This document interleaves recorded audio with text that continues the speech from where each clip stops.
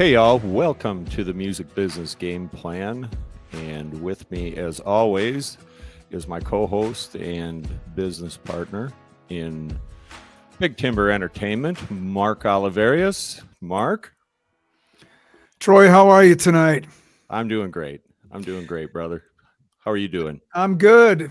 Good, lots of work, working on, sitting in front of this computer, like our next guest here, who I need to bring on. And we've got the amazing Dave Smith with us. Dave, how are you, sir? I'm good, guys. I'm glad to be here. Thank you for asking, for sure. Well, It's Dave and been a I, good day. Been busy, but it's always good to be busy.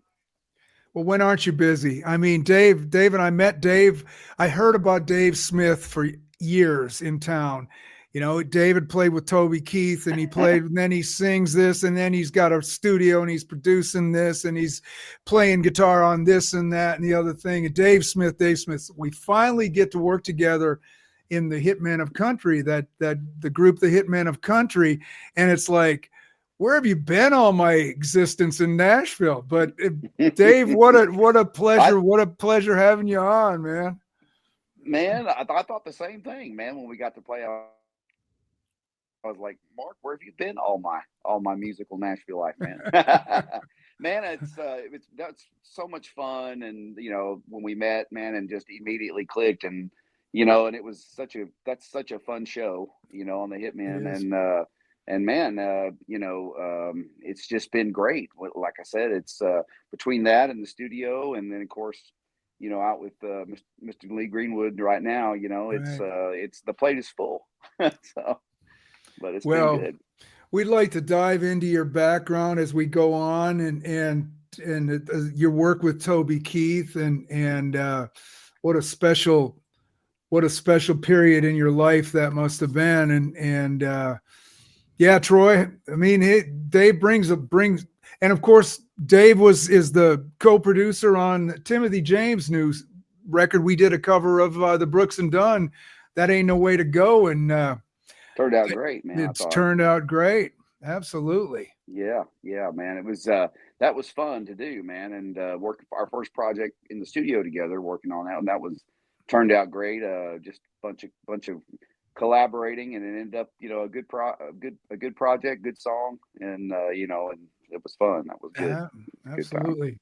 Dave, I see you wearing Oklahoma Sooners there, and you played with So a yeah, couple so of I yeah, Oklahoma natives. I did. I moved to Nashville actually from Dallas. So I born and raised in Oklahoma, moved to Dallas in 1990. And funny story about that is that I actually was not uh, really had was not even in the music business. I didn't move there for music. I had actually gone to a trade school for electronics. And so I had, I'd played growing up and I was playing, but come a time, 18 or 19, my dad kind of looked at me, he's like, what are you going to do? How are you going to support yourself? And I thought, I have no idea, and that's what he did, was electronics, working on electronics. So I went and got a degree. It was accelerated degree there in electronics, got hired, went to Oklahoma City. Day two, they asked us, does anybody want to go to Dallas? And I was like, is it farther there than where I am here from my house? Because I wanted to just leave the town. I was 18, ready to get out, and so ended up in Dallas. And man, I was there and kind of just doing the regular job thing, and started venturing out to some of the nightclubs, the country nightclubs, because I was a guy that grew up on, the Beatles were my first love, and rock and roll. And then I kind of took the route of, Russ's Heart kind of came into my life, and I thought, hey, these are the kind of songs, and these are the harmonies and the vocals that I love.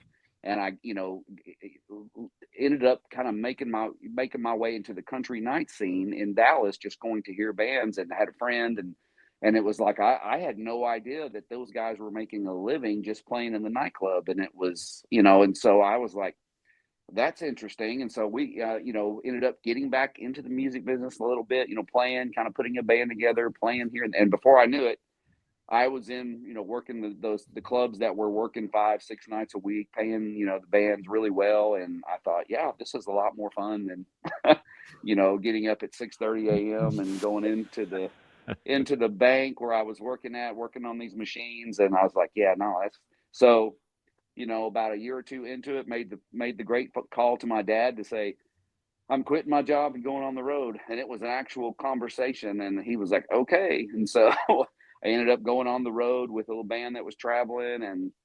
And next thing you know, I felt like I had done everything I could in Dallas. And then 95, I moved to Nashville as a writer and trying to, make the scene. And man, it's, got here in 95, about 2003, ended up getting hired with Mel McDaniel, who was my first Oklahoma connection there in the business. And that Baby's got her blue jeans Baby's on. got her blue jeans on. Man. So many great songs. Louisiana Saturday Night, Oh, yeah. do in the show, the Hitman Show, Mark. But he was great, man. And I learned so much from him.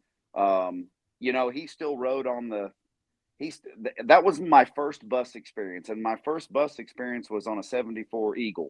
So, they were pretty smooth though, right? The Eagles, they so, floated from the front to the back, right? Isn't that the Eagles, or did they go side to side? I don't really remember, honestly. So I've forgotten a lot of those days, but no, I'm kidding about that. But but it was great. The only way we watched TV on there was if someone brought a CD player or a VHS back. Yes, that was still going on back in that. So, but it was great. I mean, I loved, I had, loved his music and played for him, for about, I guess it was about 2003, 2009. It ended up being his band leader and road manager because, where he was in his career, you kind of do a bare bones thing as you get going, just so that, you don't have a lot of overhead. And so I took on all that, and it was a great experience for me. Sharing the stage with him, playing the Grand Ole Opry was, he was my first experience for that. So that's probably what I hold nearest to me, playing with him, that, I got to play on the Opry first time with him. So and that was, just really no words can explain. I'm sure, Mark, you know, there's no words can explain and how good that feels and how blessed you feel playing the Opry. So, did that. And then, yeah, man, that was great. And then, of course, then Lee Greenwood, I ended up with Lee Greenwood from about 2009 to about 2016. That was spectacular. I mean, I love Lee and love playing his music. I actually played electric guitar with Mel's band, but acoustic and singing with Lee. And he has so many great ballads that the acoustic parts on all his stuff is it's just so good, and I just love that. And so it meant a lot to me. And then of course 2016 I joined up with Toby Keith, and that had just so many great adventures there, ended way too soon, unfortunately, but I have a lot of great feelings and great memories from that. Man, you worked with icons. That's incredible, Dave. I feel like, moving here in 95, I was like, I just want to do music. I cleaned carpets for like the first year I was here. So, I mean, it was because, you're doing whatever you got to do, and so, but you're kind of just going, man, I want to do music full time somehow, some way.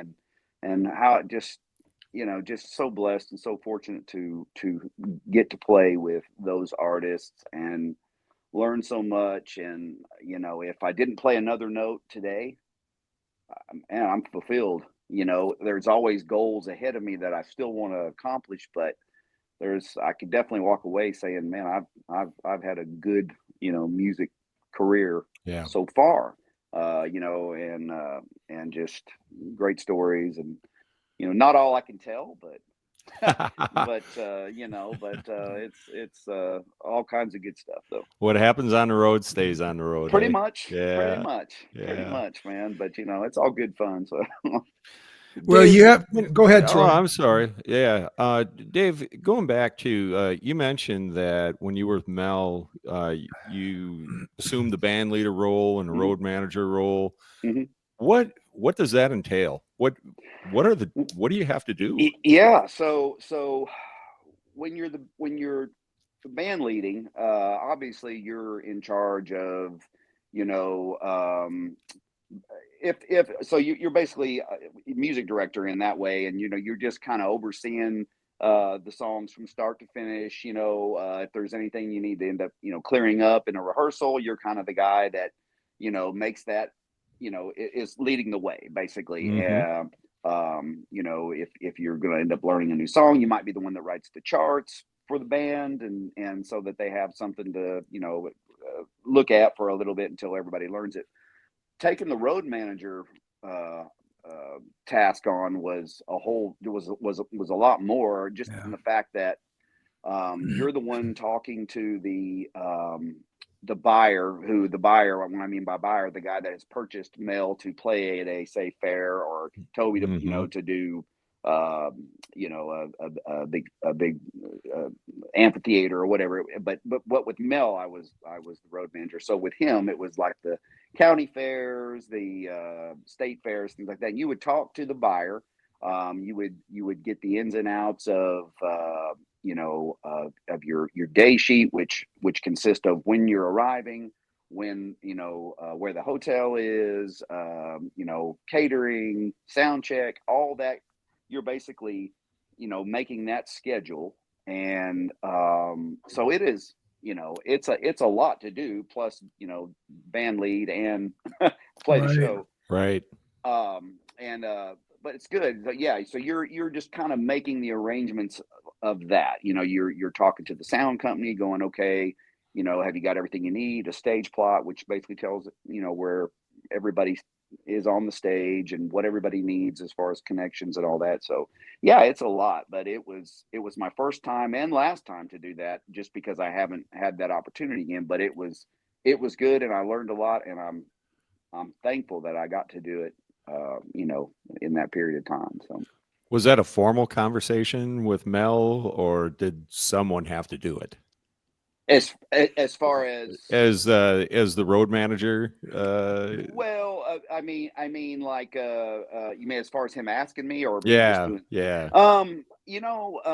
Here's on that, how that came about was, we actually had a keyboard player, that at the time, that was who hired me, that was taking on that role, and he actually had left to do another gig. So Mel had asked me and said, do you want to take this on? And I was like, yeah, I'd love to. And Mel was a great guy. Like everybody, everybody's got their things, that on good days it's great, and on some days that you're tired, you maybe don't want to be out there, then that's a different conversation, that that I'm having with him. But I just kind of learned to read the temperature there with him. But he, for the most part, he was great, and I miss him. And we actually recorded one of his albums at my place, man. We redid some songs, and he added a few new ones, and so there's a lot I have with him that I'll always cherish. So Wow. Yeah. That's Mel McDaniel. When I was first in '84, when I moved to Nashville, my first job was with Mickey Gilley, and we were doing shows with Mel, in the mid '80s, mid '88, '87, or no, '80. Yeah. And he stomped it. He came out, and that whole Louisiana thing, and that whole southern thing. Of course, I moved down from Michigan, and got into the game. But it was great to be around artists like Mel, and the delivery on stage was always just killer. You're listening to the record, yeah. vocally. Oh, Mel he loved the live, and cared so much about cared so much about the performance, the shows.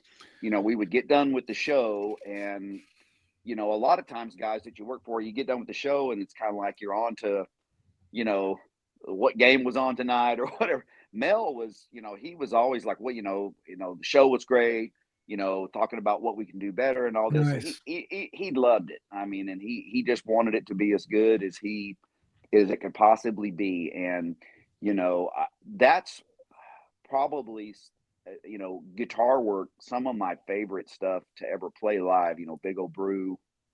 I mean, Right. it's just great. Obviously, Baby's Got Her Blue Jeans On, which was a huge hit. And he had a bunch of them. Yeah. Let It Roll. Just we'd go to a Mel concert, and I think people were coming there probably to hear stand up. And maybe Louisiana Saturday Night, and Baby's Got Her Blue Jeans On. But we're doing just Let It Roll, and by the time we get through all these songs that you just didn't realize it was Mel, you're just going, yeah, this guy had so many good songs.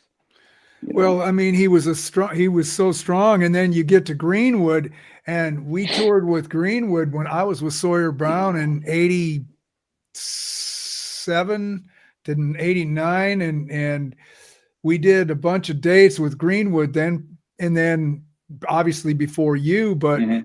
and then later in the 90s. And boy, he just brought the heat, man. Greenwood, I was just blown away by not just the vocals. Of course, the vocals were always. And harmony wise, were you above him? Yeah, Or, so I'm still, yeah, I'm man, still that's above him. crazy because he's Yeah, got a high voice. Yeah, it is. I mean, I live in my falsetto. Well, I'm telling stories on it myself, but I have to live in my falsetto with him. Thank goodness, Doug Carter, Doug. great, amazing keyboard player and Lee's band leader, and sings the part underneath, and that makes my part, because if that makes my part gel in there, Right. kind of like Lego pieces, and so because if it wasn't there and I was out there on that ledge, it would be a little bit scary. But yeah, so I live up there, and he still sings every song. We haven't lowered anything. There's a couple of songs we've actually raised from the record, which we do like. I know I'm telling stories on Lee, but we like Dixie Road. Is it's I think we do it half step higher than the record, which it sounds great, but you just don't hear that. Right. As we get a little Go up. older, we go like, hey man, I'm going to lower this just a little bit. And no, man, Lee's great, sings great still, great entertainer, and great. I'm lucky to be with him. Yeah, back when on the unfortunate time passing of Toby, back in February, just so happened that I was able to go back with Lee, full time. So I've been with him, and we've been doing shows, and it's been great. I mean, it's he's still great, and I'm thankful every day for that. I was blown away by his keyboard playing. I loved his keyboard playing and his vote, and then he grabs a saxophone and he tears it up on that. I mean, he just was a level of excellence in everything that he did. So when I got the work tape, or the board tape, which is the tape that they play live, and they basically, can I say tape? Nobody uses tape anymore, but when I say tape, I mean the board, MP3, maybe I should say now, but like I was listening to the stuff to learn it before I did the audition, and he does a song on there with the sax, and I was like, is that Lee? Or because it was, I didn't know the quality of sax playing. Like it was phenomenal, and it's just so good, and I just like, is that Lee? And things I didn't know, about him, and didn't know that he played keys as well, and that's great. I mean, and we'll be singing, and we'll be singing a part or whatever, and like in the early days before we had all the parts nailed down, and I'd be singing a part or whatever, and he come up to me and said, that's actually gonna, here's the, I mean, he'd sing the note to me, if I was to whatever, it needed to be. And so he hears, I mean, he's beyond talent, he hears that stuff. He is a musician first, in my opinion. And, you don't say that a ton of times, so with a lot of guys, but he is for sure. Dave, that's you are you're a fabulous musician, and we have a comment here that says Dave can sing the phone book and make it sound great. Well, Let's hear it. I don't know about that. Let's see. A, B, C cleaners. Dollar General. Yeah. Oh my God! I'm out on the I love road. the Dollar General. I'm just Yeah, saying. man, Dollar General out on the road with the hitman. Dave was like, "Oh yeah, I'll do with babies, blue jeans. Oh yeah, we'll do this, we'll do that. Up, low, high.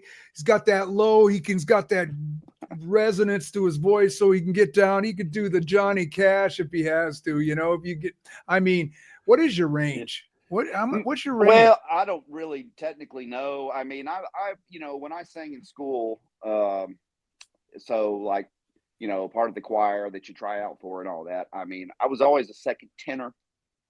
So, I always put that kind of right in the mid kind of, what I mean? The mid range. So I feel like, I'm, I feel like I have not a huge range, but I mean, where I feel comfortable, but I can, depending on the time of the morning, if I'm going to sing something that's, that's low, I want to do it in the morning, and if I was going to sing something that's high, I want it to be at night. So thank goodness the Lee shows are at night. But, so yeah, it would be hard for me to say, but yeah, man, I think I've lowered a little bit as I've gotten older, obviously, but it's, I've singing with Lee, I keep my chops up best I can, and in here, obviously it's great. I produce a lot of projects where I sing, the backgrounds on there and do that kind of stuff, and then that always helps, and I love to do that. The song has always been what it has been for me, through I admire the players that can play everything and the anything from jazz, just whatever, that just blow my mind and go, that's just not where I'm at. But I've always been about the song, and things that go with the song, that fit the song. And the reason I say that is because I listened to Beatles records, when I was very young in my dad's, and the songs and the harmonies, that was, because I mean, I didn't play guitar. I didn't do anything like that. I mean, all I knew was I loved to sing those songs, and I loved the harmonies, and I loved, the 62 to 66 greatest hits, the red, I call it the red one. That I just couldn't get enough of that one, and it was just, it was the simple stuff, but I'm simple. So, so I love that. And so yeah, man, I feel like, the harmonies and all that is just I love that so much, and I love how it fits the songs and, simple melodies on guitars that fit the song. So, I love that. Dave, you worked with an icon that we lost this year, Toby Keith. Mm. How'd you score that gig? What was it like working with Toby? Well, yeah, no, I tell you. So my very good friend, best friend, Dave McAfee, he plays drums, had played drums for Toby, for actually up till this year. He was around his 26th, 27th year with Toby. He unfortunate when Chuck Goff, who was Toby's original bass player, unfortunately passed. I'm not sure what year that was in, but it was probably, I'd say 10, 15 years ago, maybe a little more. Dave became the band leader for Toby. And me and Dave knew each other from Dallas, and we had played together. And then when we had moved here, even when we weren't working together for an artist on the road, we produced projects together in the studio. And so we, have had that relationship. And then, unfortunately, his guitar player at the time, utility guy, Joy Floyd, unfortunately passed. And so David asked if I was interested, and of course I was absolutely, I'm interested. I mean, of course. And so, but I will tell a story that I didn't, and of course I knew Toby, knew who he was, knew all his music, but I have to be honest, I had no idea the level that he was. I mean, I knew, I knew its songs, I knew everything, but that first gig, my first gig was at the San Antonio rodeo, and we play where the San Antonio Spurs play. I don't remember the name of I want to say it may be AT&T or something, but where we were on a stage that was my first gig, and I'm kind of, just getting my feet underneath me and trying to, everything. And that's where the stage spun around the whole arena. So that's my first gig, and I'm thinking, I just had no idea. And I mean, it was sold out, and I mean, that's a big place. And so that was my first experience with those types of crowds. Yeah. It was breathtaking. The fans, the good time and the just the carefree, and we're here and we don't care what else is going on nature that you saw the fans have at his shows made us have that. You know what I mean? Because Mark, I mean, you feed off of the crowd. Yeah. And my goodness, it was just such a great, the energy was off the charts. And Toby had a, charisma about him as well, that he would come on stage and you just, or even in a room when we were just sitting around in a room, and when he would come in, I mean, you felt the energy, he was just that. And that's why he was as big as he was. And I just, so thankful for what time I did have, played a lot of great places with him that I never would have played, the presidential inauguration was great. I mean, I'll never forget that, and several things like that, was really good, but learned a lot from Toby, and just had great times with the band, and it was good. It was sad end, but it was good while we had him. So, yeah. Dave, how do you, when you're out and you're on the road and you're playing and, the stage is spinning and then you go home? Yeah.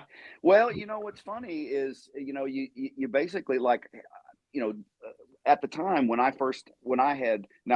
before I got there with Toby, they were gone. I mean, like, I knew Dave, and they were gone all the time because he was working, who knows, 150 shows a year, so they were gone the whole time. Well, when I got on, he was kind of in his comfortable zone of working. We would go from May till about, I don't know, October, and and it would be busy, but that's the time frame we would go. But it would still be your Thursday, Friday, and Saturday. So I'd come here, and I might get a day. It would take me a day to recoup from the bus, the bus sleep, which we all know that's not that great. And then I'd come right back in here into the studio. So I just kind of shifted gears. I mean, like Mark, knows, the studio world is completely different from the live world, and but it's great to have both. So I just would kind of get into another.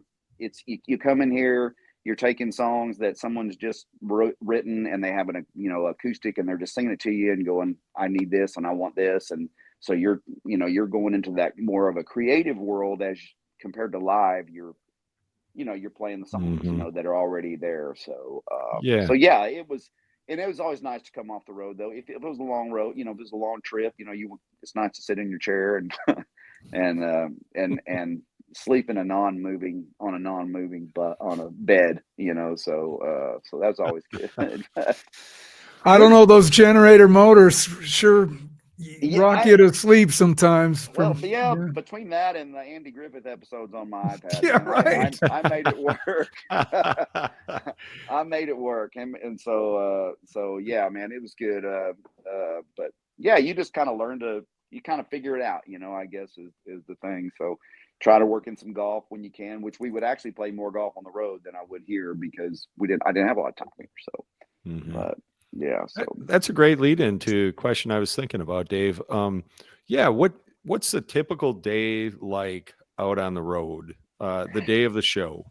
Right, day of the show. So it depends on the artist. I think with Toby, of course, we had we had crew. We had a great crew and just everybody that worked for him was great and took care of us great. So on that particular day, we would get up and really not do anything until about 4. in the afternoon. And we would, at 4 in the afternoon, we would go onto the stage. Everything had been set. We would sound check for about 30 minutes, run over things that maybe we were going to run, or, Dave Mack was always good at going, man, let's run this song, because I got a feeling he may be working this one into the show. And more times than not, he was right. So it was always great to just brush up on a song, because you're never gonna, you're never gonna have all his songs in your back pocket, because he's got so many great ones, So we would do that. We would sound check, and then we would hit, catering around, I don't know, 5:30, 6. The show would be around 9. So you could choose to nap after dinner if you wanted to. Generally when we could. So in the time from getting up to the time of sound check, we would play golf. So when we could, and so it was great. So now, like with Lee, there's different times. We get there in the morning, kind of the same thing. I mean, we set our stuff and then check around that same time. But I'm the only golfer out there with Lee, so unfortunately, I don't get to play as much. I had all my buddies that with Dave and just all the guys out there. Most of the guys playing with Toby, they all played golf. So it was always fun to do that. But so I don't play as much on the road with Lee, unfortunately, but it's okay. So but yeah, so that's it. I mean, then if we had 2 or 3 days in a row, it was kind of, a rinse and repeat, of the next couple days, same thing really, So we just generally travel, do the gig, leave, travel to the next gig, get up whenever, and go from there. So. Yeah. Try to take care of some business stuff during the day, like if you're doing charts to write for your session that week or whatever. So you kind of find time to do that. Well, Troy, Dave's a heck of a golfer. You guys would enjoy going out and playing around, man. Hey, yeah, no, it'd be good. I mean, yeah, I like to play. I mean, with the weather today, it's just turned like icy cold. So I know. I was talking to my son and my oldest son, and both my sons, Jared and Ryan, we all play golf, but Ryan's in Texas now doing a sports anchor, but my oldest son is here doing a job. And we just talked today that he was like, golf's over. I'm like, yeah, for a minute it is, unless you just want to get out in the cold, which I don't like to do that anymore. So I'm up in Wisconsin, Dave, and golf's been over here for about a month and a half. Yeah. Yeah, no, well, that's awesome. So we're going up to, I'll be going up to Wisconsin with Lee, I believe. I think it's the 1st of February, Wisconsin Dales. Oh, yeah. If I'm around, I'll maybe we can come out and see. Drive on down. Yeah. So yeah, but Wisconsin's good. I love Wisconsin every time we go there. Lots of good beer in Wisconsin. I tell you what, and I haven't tried it all yet. Tried it all. My partner's trying to introduce me to many types of it, but well, I didn't know the thing about cheese until I was there. I think I had some I think actual real cheese curds when I was and I was I get it. I'm like, yeah, man, Toby, when I was with Diffie, we worked with Toby quite a few dates, and used to play ball with him. We'd get out and I, for some reason, I was always in the middle with, against Toby, but he was a bruiser, man. He was a bruiser, but I always dug him. Yeah, that was obviously way before me. But Dave, my good friend Dave, tells me of the stories where they would actually they had the core, and my buddy that also plays for Josh Turner, TJ Wilder, great drummer, that he would always, because Josh was out there, or actually TJ was working for Scotty Emmerich when Scotty was opening up there and doing stuff, and he would tell me that they would actually tape the court lines out, and yeah, I think you would just, everything kind of revolved around that, like it's almost sound check. We'll push that out of the way. Yeah. So I never got into that. I love to play that too, but I never was part of that, and so, but I heard the stories, and it sure sounded like a good time. Well, what you say, Scotty Emmerich, and if I may, we should veer off into Toby's writing habits and his how he structured his writing, because that was huge to him, I know. And he always go ahead. Sorry. He always said, man, that that he was grateful to be an artist, grateful to have the shows and have the fans and all that. But if he really wanted to be remembered for anything, it was his songwriting. And that was, and you knew that, you could tell. And he just, I think, that was his, what I think his passion deeper than everything. Obviously, great performer and loved to do that as well. But songwriting for him, and he's got so many. Again, that's another, one that where as I got in and got, we'd learn the stuff that everybody would kind of know at the shows, but then you kind of start getting deeper on some of the album cuts that not a lot of people know, and you just go, yeah. And then I would be like, well, I don't remember that one as a single. And they're like, yeah, that was a single. So he just had so many, that, and so many that people haven't heard, that are so great. Well, he would schedule time. What, 1 o'clock, 2 o'clock? When was his songwriting time? I mean, well, like a few times out there, like, Scotty would come out and, Yeah. And he would kind of hang out the weekend, and then I think they would try to get some songwriting in, now they would, I think he would, during his off season. Now, during his really, really busy times, I don't know, but I know like when we do the tour from May through or June through October, right around that area. His off times, they would go down to Cabo where he had a house. I think he probably still does, but and they would have a writer's retreat where, him and Dean Dillon and a lot of them, we were that one of his, not off the last album that he put out, but before that, a few more Cowboys is a song that him and Dean Dillon and I want to say Scotty's on that one, but I'm not sure. But what a great song that is. It kind of came out at at the time where, music was about loops and, which is great, and all that. This was more of a straight traditional right through great lyrics song, and so it just didn't come out at the right time, unfortunately. So, but what a great song. If you ever have a chance to go listen to that, great song, and, so I think during the latter part of his career there, he was, during his off season, they would have, writers retreats and do that I saw, Nice. So, but he was always writing, always thinking, if you're a writer, you're always, looking at a billboard sign going, oh yeah, that might be cool. Well, Dave, you should tell our audience about that one song and how it came about that there should have been a cowboy. Well, I didn't know that, and then of course I saw Toby talking about it, which I didn't know, and it was the whole, where they were. This was before, he had his, I want to say it was before he had his record deal. I think he was still trying to get everything together, and him and all his buddies went on a trip to into Dodge City there, and it was like, he always tells a story. It was like a pheasant hunt, and so they were hunting all day, and then after that they would go back to this where they were staying at, which was right there in Dodge City. He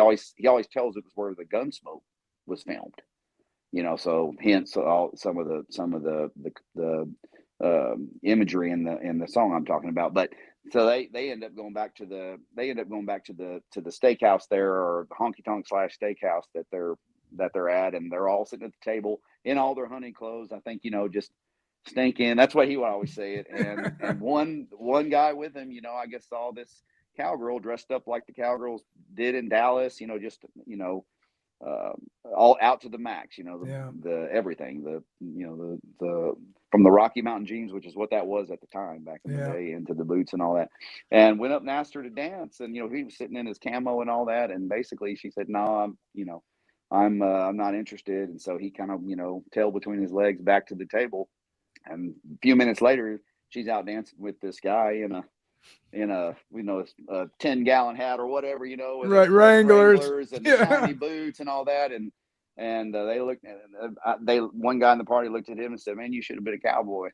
Wow. And that is, so he literally went up to the hotel room that they were staying in. He tells the story to all of us that you can hear. You can look it up, and it's and sat on the side of his of the bathtub in the room, because I think he was rooming with somebody at the time, because this was before the serious fame and hit, and wrote that song in 20 minutes. And that's a pretty good, when you divide out the millions divided by 20 minutes, that's pretty good work pace right there. So Good return. Yeah. So right. So that's people love to hear that story in the Hitmen shows. So I'd love to tell it, and it was great, So Man, all the times I went back to the table with my tail between my legs, and I could have written that song. That's you right. know?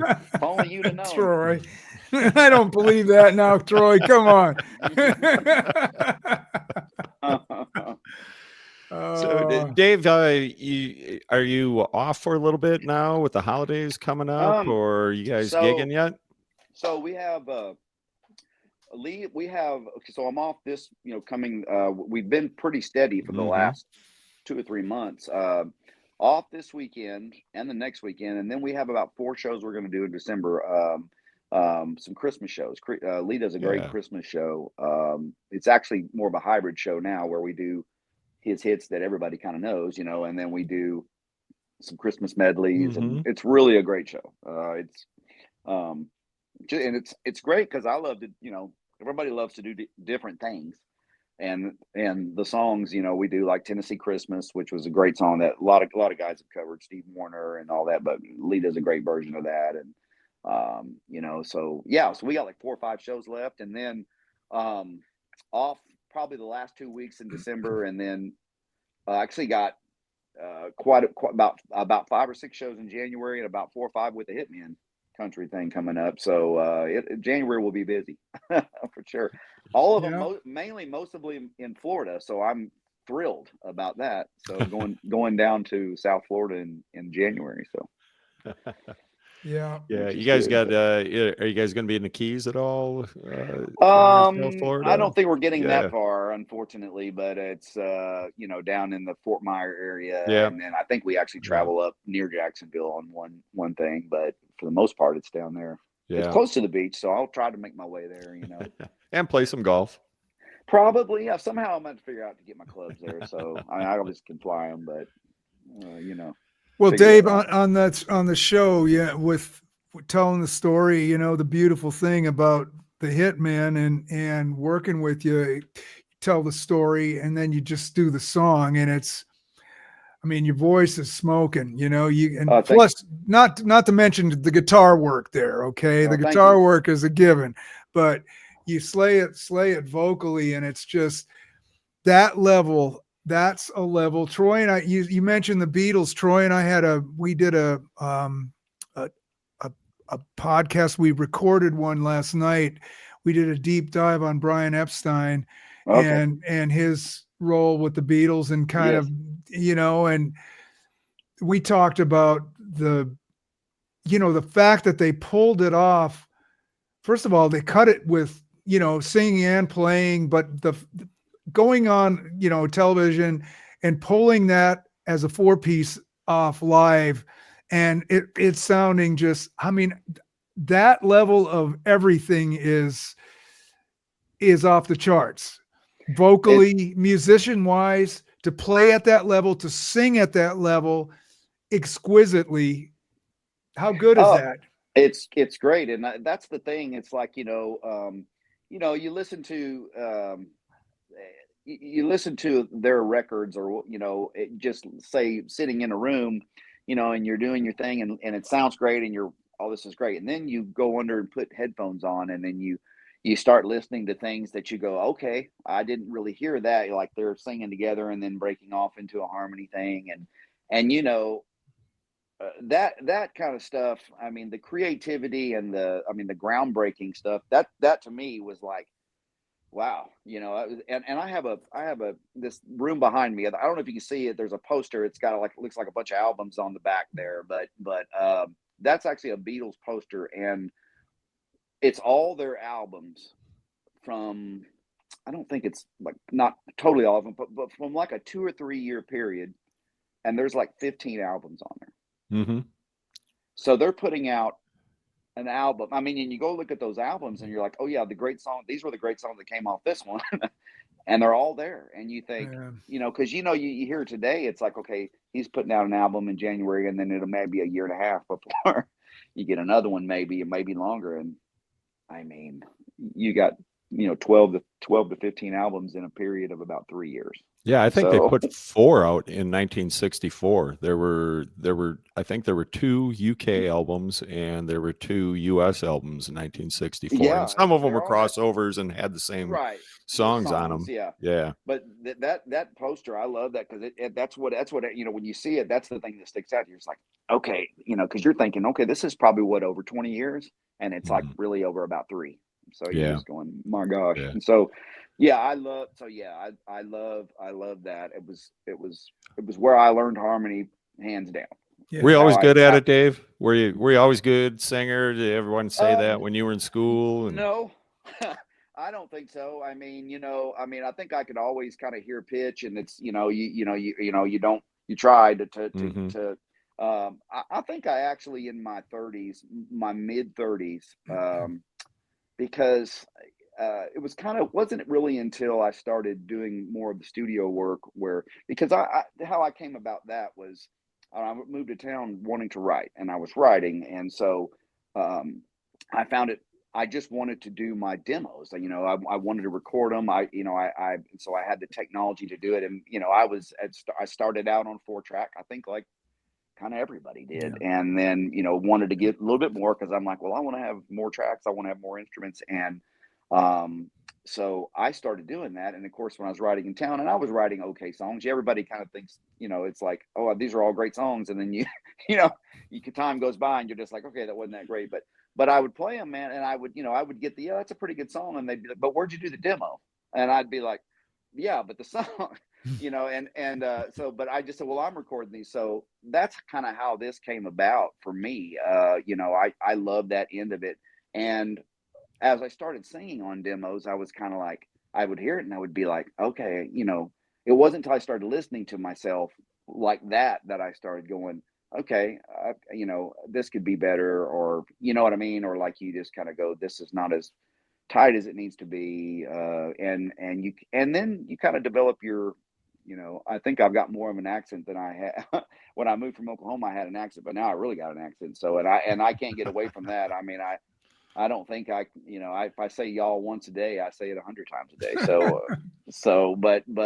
Yeah. So in my 30s, I think, kind of developed that, because I started singing a lot of demos that I was producing here, the whole tracks on, and yeah. So I think there, I kind of, figured out how I needed to, what I wanted to do singing wise, and what I was, your enunciation, some of the technical things that people don't really think about, but have to be there, because country music is so, it was at one time, I think it still is somewhat, is so lyrically driven.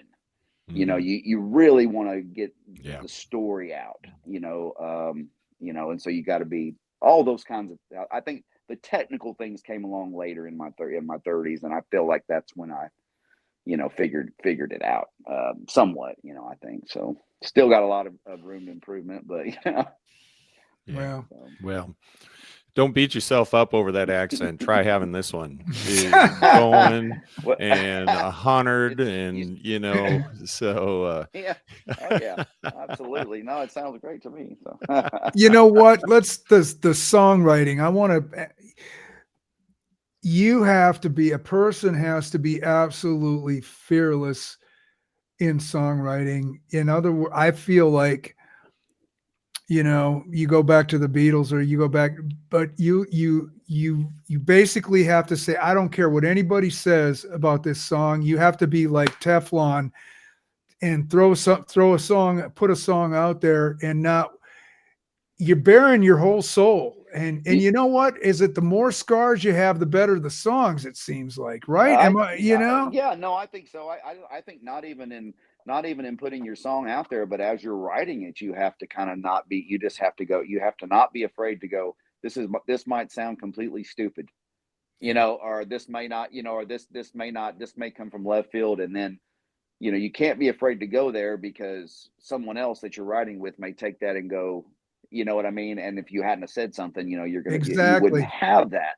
But I and unfortunately, I never mastered the fact of putting a song out there and hoping I didn't see anybody bored, or or just the famous, playing a song for a publisher in town, and the first verse and chorus goes by, and you're like, but listen to this cool little guitar thing going into the second verse, which has nothing to do with the lyric of the song, but you're kind of like, yeah, and you just get the, what else you got?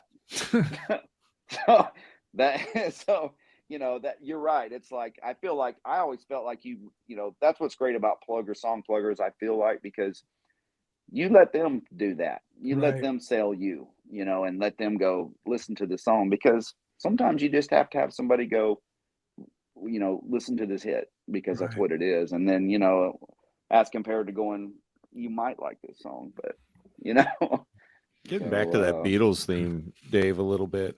I heard John Lennon say one time, I can't remember if it was an interview or a live interview or if it was in a magazine, but he said songwriting is easy, and it perked my ear up because I know a lot of songwriters.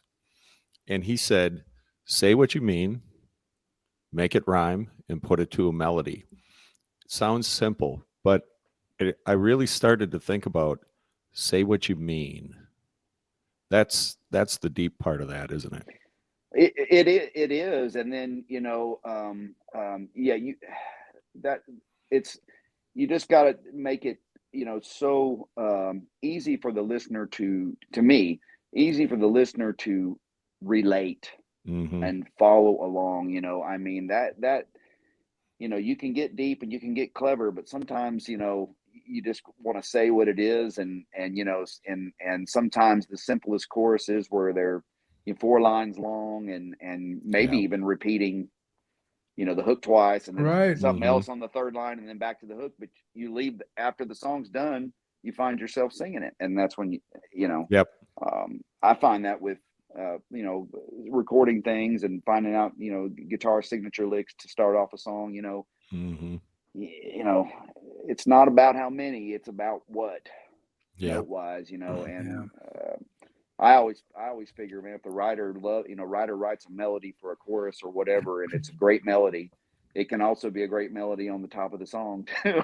So, you kind of embellish that. And, I'm a fan. I'm a fan of the solos and songs, basically repeating what the melody of the chorus is. I just think, with another instrument coming along and doing that, that's just something with me, but so very melodic. I love the melodic. I love the simplicity and the things that you just want to keep singing after it's done. I heard someone say one time that if an 8-year-old walks away singing that chorus after hearing it one time, you got a hit song. You got a hit, yeah, right. I mean, that's what it's all about. I'm going to be singing this song all day. You hear that a lot, in sessions that we're in. It's like, I want to be singing that, and it's like, good, because that's good. You wouldn't want to not, So, but yeah, it's there's so many great. And so many, I get a chance to work with so many great writers. I mean, and I'm so blessed and fortunate to, be part of that, because every song that they bring in, they may not all be hits. Nobody really knows, you write a song, you believe in it, and then you come in and it's great, because will do things different, for that particular song. And it's, I'm learning, what I mean? It's like I'm going down a different avenue maybe that I've never been with, just because of the melody that they bring in. It's very interesting, and it's absolutely my favorite part of the industry, just recording and doing this. I'll never stop playing live, I don't think, but just because, I love that too. But just the creativeness, I just feel like the creativeness side of the business is musically is what I love and feel like I want to do till I don't do it anymore. So, well, it's your laboratory. It's your lab, man. It's that's a good way to put it. It is. Definitely, for sure. So yeah, but it's great. So feel very fortunate. Dave, you've done some awesome things in this, I'll call it a crazy industry. That's a good description. Someone wants to get into the country music business. What kind of advice do you have for them? Yeah, so depending on how you're wanting to get into it, if you're a player, obviously that, you've moved to town and you're a player and you want to, become, get with an artist, get an artist gig, I think is kind of what you hear. Um, you know,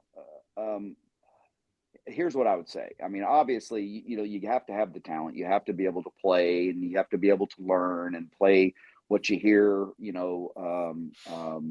on the records that you're trying to learn or whatever. But, I always said this, when you're out together, um, when you get the gig or you're hanging on a gig, you play the show for an hour and a half, you hang for 22 and a half hours.